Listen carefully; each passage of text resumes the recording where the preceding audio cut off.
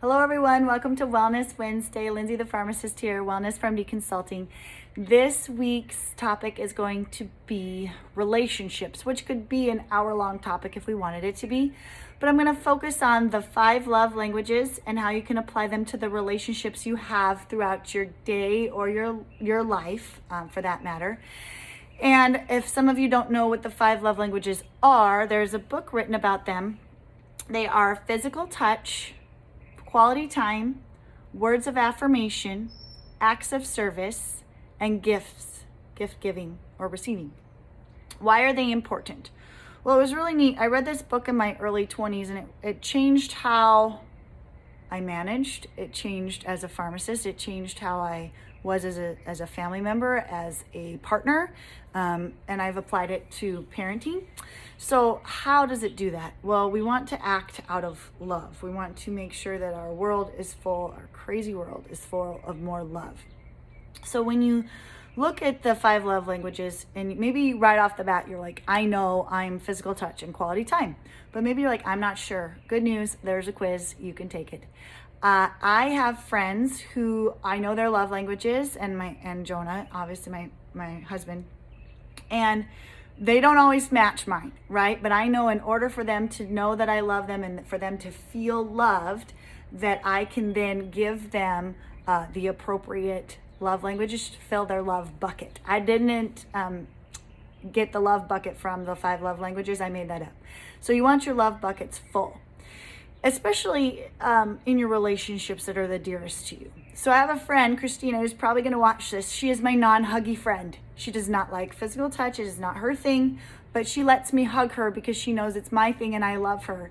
But she is acts of service and she's excellent at gifts. So I make sure that I'm doing things to take care of my friend Christina, and that when gift giving comes around, I have something for her because I know that means much more to her than a hug. How does this apply to management? Well, if you can figure out your employees' love languages, and maybe it's physical touch and words of affirmation, give them a high five, even if it's virtual, and give them the words that tell them they were doing an excellent job. You appreciated their extra research and feedback. These things go a long ways in building relationships and filling their love buckets so that they perform better in the long run, and they're more communicative. So communication is huge in relationships, right?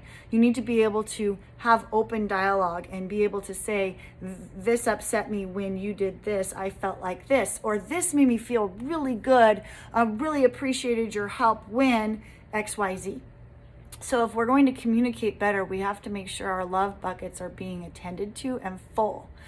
We have an individual relationship with ourselves, and we have to make sure we're taking care of ourselves as well. Lindsey's individual relationship requires quality time with the family, including the dogs, swimming, exercise, because I don't always get to swim. I've been in surgeries where I can't swim for my mental health.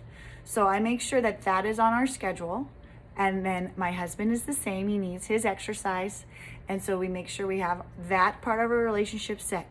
Another great activity that we did is we took our bubble. Like, what keeps our bubble going? Folding laundry is an act of service, right? But we aren't acts of service. We hate folding laundry. Cooking, cleaning, mopping, like take all the things that keep your little bubble happy.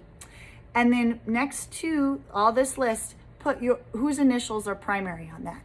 And if it's both of you that handle that job, make someone responsible for calling the other person out on it. And that keeps our bubble safe and happy while we continue to fill our love buckets. And that leads to a healthier, happier, longer relationship. We are able to communicate. We are able to give affirmations in the ways that we feel most appreciated and loved. And it goes a long ways. You can do this with your children.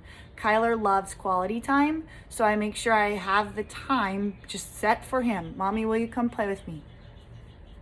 I'll park it. What are we doing? I don't know, but I'm in, right? Because that is one of his love languages. He needs quality time with mom and dad. So if you have questions about this, or you want to share your relationship advice or your love languages, please drop a comment below or send me a message. I want to hear about it. I hope that you learned a little bit about some relationship advice today. Like I said, it's a huge topic, and I am not nearly an expert, but that I have applied this to management styles. I've applied it to my inner relationships, my most dearest, and I think that it goes a long ways to surround everyone with love. Okay. Take care. Bye.